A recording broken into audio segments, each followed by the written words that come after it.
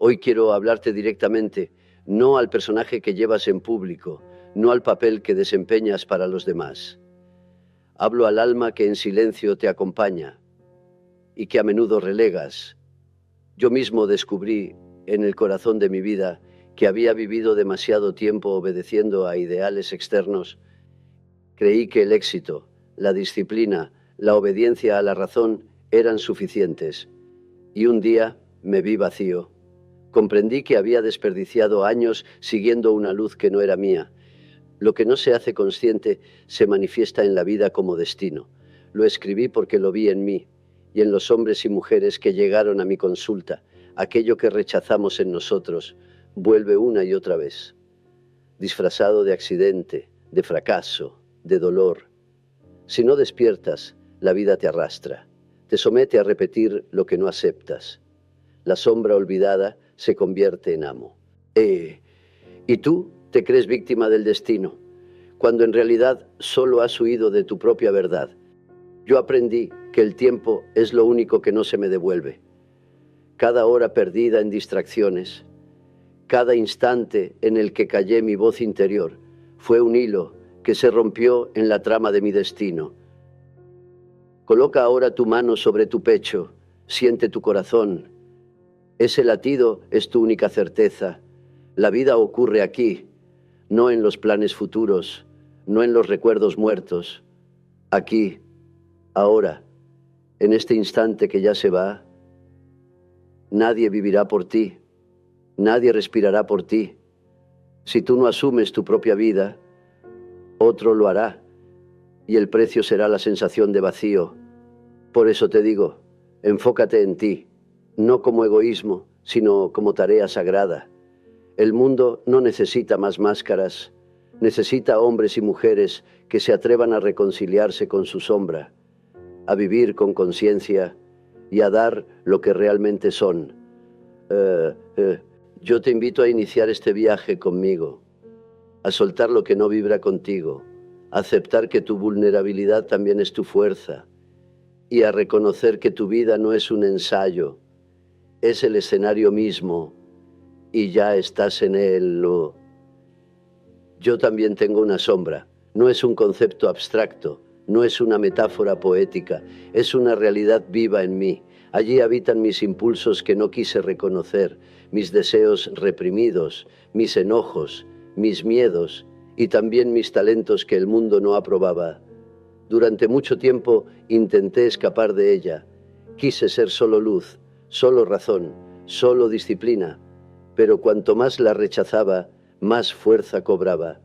Se infiltraba en mis sueños, en mis actos fallidos, en mis relaciones, hasta que descubrí que mi sombra no era mi enemiga, era mi hermano olvidado. Aprendí que lo que más me irrita en los demás me pertenece. Cuando veía la vanidad ajena, debía reconocer mi propia soberbia. Cuando condenaba la mentira en otros, debía recordar mis medias verdades. Cuando me dolía la violencia externa, debía aceptar la rabia que yo escondía.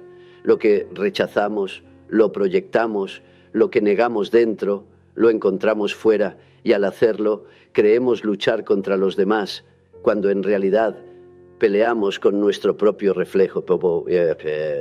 Un juez que va a condenar a un criminal y en sus ojos reconoce el mismo impulso que él niega. Ese momento lo vi y lo viví. Y comprendí que separar el bien del mal con una línea clara es imposible, porque esa línea pasa por el corazón de cada ser humano. La sombra es oscura, pero también guarda un tesoro. Allí escondí lo que la sociedad no aprobaba, mi sensibilidad, mi vulnerabilidad, mi imaginación, mis fuerzas instintivas.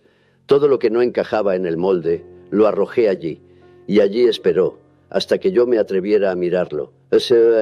Integrar la sombra no significa justificarla, sino reconocerla, darle un lugar. Cuando lo hago, me vuelvo más completo, más real, menos perfecto, pero más humano. Y es en esa humanidad donde encuentro la verdadera fuerza. En mis horas más oscuras aprendí a escuchar lo que surgía desde dentro. Cuando las certezas se derrumbaron, cuando la razón ya no podía guiarme, aparecieron imágenes, voces, figuras que no buscaba. Al principio quise descartarlas, pensé que eran delirios, pero luego comprendí que eran mensajes del alma. Me atreví a dialogar con ellas, cerraba los ojos, me dejaba caer hacia adentro y preguntaba: ¿quién eres? ¿Qué traes para mí? Entonces surgían personajes, a veces luminosos, a veces terribles, y cada uno contenía un fragmento de mi verdad olvidada. Llamé a esto imaginación activa. Era mi manera de tender un puente entre el consciente y lo inconsciente. No era un juego, era una disciplina sagrada. Escribía lo que veía, dibujaba los símbolos que aparecían, conversaba con las figuras interiores y aunque me asustaban, me mostraban lo que necesitaba aprender. En ese proceso conocí a mi alma, no como una idea abstracta, sino como una presencia viva, a veces como una voz femenina, otras como una imagen de luz, otras como una sombra profunda. Comprendí que dentro de mí existía un universo tan vasto como el mundo exterior. Muchos buscan respuestas fuera, en doctrina, en líderes, en ideologías. Yo descubrí que la voz más sabia estaba en el interior, esperando ser escuchada. Cuando dejé de huir de mis visiones, cuando me entregué a ese diálogo, comenzó una transformación que no dependía de teorías, sino de experiencia directa. Lo que vi y sentí en esas noches, lo dejé escrito en lo que llamé el libro rojo. Fue mi descenso y también mi nacimiento. No lo escribí para enseñar, lo escribí porque era la única manera de no perderme, de no fragmentarme. Ese contacto con mi interior me salvó y me mostró que cada hombre, cada mujer, debe arriesgarse alguna vez a escuchar lo que surge de lo profundo. No se trata de fe ciega ni de obedecer mandatos externos, se trata de mirar hacia adentro y dejar que la vida interior hable. El inconsciente no habla con palabras, habla con símbolos, con imágenes, con sueños. Durante mucho tiempo yo mismo desprecié esos mensajes. Los llamaba irracionales, los consideraba restos inútiles, hasta que comprendí que en ellos se escondía una sabiduría más antigua que mi propia razón. Soñaba con casas, con sótanos, con figuras oscuras, y un día entendí que cada imagen era una llave. El sótano no era un simple espacio, era mi inconsciente profundo. La figura que me seguía no era un enemigo, era mi sombra. La luz que sostenía en la tormenta era mi conciencia, frágil, pequeña, pero indispensable. Los símbolos son el lenguaje del alma. No hay que apresurarse a interpretarlos, sino convivir con ellos, permitir que trabajen en silencio, que maduren en nosotros. Cuando un símbolo aparece una y otra vez en sueños o en la vida, nos está pidiendo atención. Yo aprendí a respetar esos mensajes.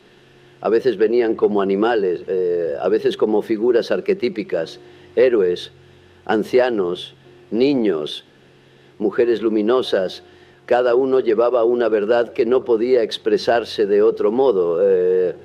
Uno de los símbolos más poderosos que encontré fue el mandala, el círculo sagrado, la imagen de totalidad. En mis pacientes aparecía espontáneamente en sueños y dibujos, y en mí mismo surgía como una forma natural de ordenar el caos.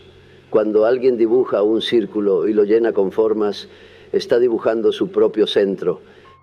Así comprendí que los símbolos no son meras fantasías, son puentes. Ellos unen lo que está fragmentado, nos devuelven a un orden más profundo.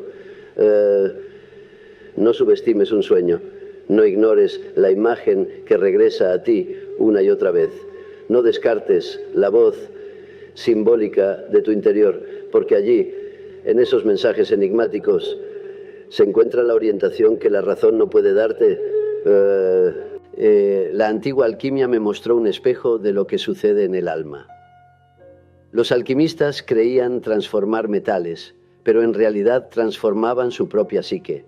Cada operación que describieron, cada imagen del fuego, de la disolución, de la unión, era un reflejo del proceso interior que también yo vivía. El plomo es lo más pesado, lo más denso, así también en mí estaba la inercia, la pereza espiritual, los hábitos que me encadenaban, y al enfrentarlos comenzaba la obra. La primera etapa la llamaban nigredo, la negrura. Es el tiempo en que todo parece desmoronarse, cuando la vida se oscurece y no queda más que soportar el peso de la confusión. Yo conocí ese descenso y lo reconocí como necesario. Luego venía el albedo, el blanqueamiento. Tras la oscuridad surgía la claridad. No era aún la luz plena, pero sí un alivio, una limpieza. Allí aparecía una nueva posibilidad, un orden sencillo, un aire fresco. Después, el citrinitas, el amanecer dorado, donde la energía regresa, donde intuiciones y creaciones empiezan a florecer, y finalmente el rubedo, el enrojecimiento, la encarnación, cuando lo comprendido debe volverse acto, cuando la verdad descubierta en el interior debe traducirse en vida concreta. La alquimia interior es dura, exige paciencia, constancia, exige dejar morir lo que uno ha sido, exige soportar la contradicción y el fuego de la transformación, pero es el único camino hacia la totalidad. Descubrí que cada dolor, cada error, cada sombra no era un obstáculo, sino materia prima. Era el plomo que debía ser trabajado. Sin él no habría oro. Lo que rechazamos, lo que consideramos indigno, puede ser el inicio de la gran obra. Por eso comprendí que el sentido de la vida no se encuentra en huir del sufrimiento, ni en coleccionar éxitos externos, sino en transformar lo que nos ocurre, en permitir que lo inconsciente y lo consciente se encuentren, que lo fragmentado se una, que la persona se acerque a su sí mismo. He visto demasiadas vidas consumidas en distracciones, en luchas estériles, en carreras que no conducen a ninguna parte. Y también yo he sentido esa tentación, perderme en el ruido, en las exigencias, en la máscara social. Pero comprendí que así se desperdicia lo más sagrado, el tiempo de la propia existencia. Dejar de desperdiciar la vida significa recuperar el foco, significa poner atención en lo esencial, en lo que nace de dentro, en lo que responde a una necesidad auténtica del alma. No se trata de acumular logros externos, sino de vivir en verdad. Yo aprendí a decir no, no a lo que me dispersa, no a lo que me aleja de mi centro, no a lo que exige mi energía sin darme vida. Y descubrí que cada no claro es un sí profundo a lo que realmente importa. También aprendí a reservar un espacio sagrado para el alma, un tiempo diario para escucharme, para escribir, para dialogar con mis imágenes interiores, para caminar en silencio. Ese pequeño ritual sostiene todo lo demás. Las relaciones también cambian cuando uno comienza a vivir desde la verdad interior. Descubre quiénes permanecen, quiénes acompañan y quiénes se alejan. No se trata de juzgar, sino de reconocer afinidades. Lo auténtico llama a lo auténtico, lo falso se aparta. Dejar de desperdiciar la vida es tener el valor de vivir lo que uno ha descubierto. No basta con comprender, no basta con soñar. Hay que encarnar, traducir en actos concretos lo que el alma pide. Esa es la verdadera libertad. He aprendido que cada instante puede ser vivido como un ritual.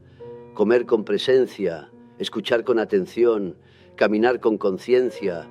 Todo lo cotidiano se transforma cuando dejo de estar ausente, cuando decido estar realmente aquí. Y entonces comprendo que no se trata de alargar la vida, sino de llenarla. No se trata de vivir más años, sino de vivir más verdad en cada momento. Hoy hago conmigo mismo un voto silencioso. No prometo perfección, porque la perfección no existe en el alma humana. Prometo presencia, prometo volver a mí cada vez que me pierda.